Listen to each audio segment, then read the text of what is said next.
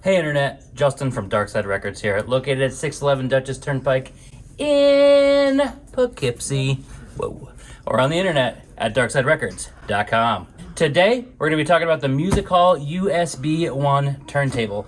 This is a great step up if you've got just an entry-level table. It's got some real functionality that is lacking on some lower-end models.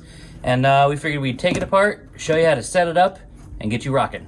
So that being said, let's show you everything that comes in the box. And here it is. This is all the pieces of the Music Hall USB-1 laid out, starting, of course, with the turntable itself. This is the actual unit that contains the motor, the tone arm, and all the what-have-yous that go on with playing a record. Then you've got the platter. The belt comes pre-attached for you. All you have to do is stretch over the motor. More on that later. We've got one instruction manual, including some cables. You've got your head shell, which also contains the cartridge and the stylus, aka the needle. You've got the counterweight. This sets the tracking force that the needle plays on your record at. Your 45 adapter, one felt slip mat to go on the platter, and of course the dust cover to keep your dirty, disgusting lives off your records.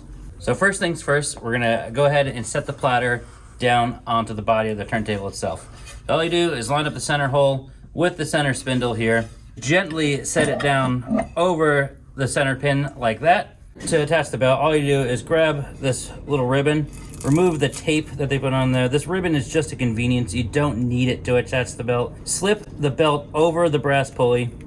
Go ahead and slide that ribbon out. Make sure it's not twisted, spins freely, and we're ready to move on to the next step. Let's go ahead and install the head shell. So the head shell just plugs right into the end of the tone arm here. This collar just screws down, and you don't need to get it super tight, just snug, and that's good enough. Now comes the counterweight. The counterweight has an independent scale. This is going to help you actually set the tracking force. But to start, just go ahead and slide it on, give it a couple of turns so that it doesn't fall off. This is probably the most critical step of setting up your turntable to guarantee you get proper playback without skipping, without jumps, or being too heavy to put undue wear on your needle or your records. So to start, let's go ahead and undo this twist tie that they install at the factory, and then you need to remove the guard over the stylus. The thing you want to do first is find its center point. That's the place where the tone arm doesn't fall up and it doesn't fall down. To do that, you're going to go ahead and release the clip that releases the arm, and you're just going to make some adjustments with the counterweight and check it. The idea is that it doesn't fall up, it doesn't fall down, it just floats level across the surface. Now that you've found the level point, you're going to go ahead and return it to the cradle. I like to lock it just to be safe. And you're going to set the 0 on the scale. So what you're going to do is gently grab it from the back and then just line up the 0 mark with the white line that's indicated on the back of the tone arm. Now that we've set the scale to 0, it's time to set your actual tracking force. If you look at the manual, it's going to recommend anywhere from 1.5 to 2.5 grams of tracking force. Me, I'm a 1.8 man. That's 1.8 grams of pressure. So all you're going to do is take the counterweight by the silver part and rotate this until you've reached 1.8 on the scale with the white line on the rear of the tone arm. The last thing you need to do to finish setting up your tone arm is set your anti-skate. As you play a record, the needle naturally wants to pull towards the center, a la water circling a drain. To help counteract that, they give you this nifty little anti-skate. Always match your anti-skate to what you set your tracking force to. Since I'm a 1.8 man, we're gonna get real close here, get just before the 2, and there's a little notch right there. We're in the home stretch. So next up, we'll go ahead and take care of this little 45 adapter. This is used just for records that have a large hole. At 45s, your singles that goes on the middle, and they give you this nifty little pocket right there. Just pops right in, and if you need it, it's angled so you can pop it right out, no problem. Now, we need something to protect your records from the metal of the platter. They give you this black felt mat, but no accounting for taste. Let's get this here Darkside Records cork mat, available at darksiderecords.com. Just go ahead and set that right over the center hole. Next up is the dust cover. So you can see there's 2 little slots for the hinges right here. The hinges come pre-installed on the turntable itself. All you need to do is line them up as such. Good to go. Nice easy open, holds it open so you don't have to. Put it down when you're not using it or while you're playing a record. Okay, the hard part's done. Now let's turn our attention to the backside, shall we? We've got to hook up our cables, our power cables, to get you ready to play. And I think it might be best. Come on over. Come on, let's do it. All right, thanks for joining us in the rear. So you can see here that first we'll go right to left. We've got just your standard power output. I hope you know where that goes. Next up, we've got your stereo output, which is what this cable is here. The red and white, this is an RCA cable, stereo cable, interconnect. They all mean the same thing.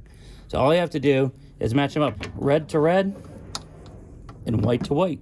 The other end matches up to your powered speakers, your receiver, whatever your input may be. There is also, conveniently, a digital output. There's a USB cable. You can hook it up right into your computer and play it right that way. Perhaps the most important section on the back here. This switch is what activates the internal preamp. Currently, you can see it's on phono input. That means that you are plugging into an external preamp. A phono input on a receiver, the phono input on your powered speakers, or a separate preamp itself.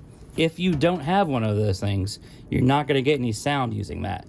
So in that case, you need to activate the internal preamp with the line input.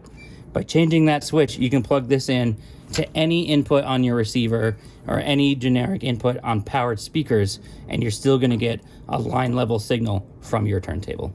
So the Music Hall USB-1 is a 2-speed turntable. Got 33 1/3 and 45 RPMs.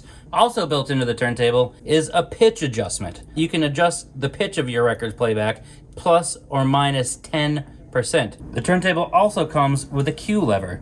The Q lever is what raises and lowers the tone arm onto your record. It's the safest way to drop the needle.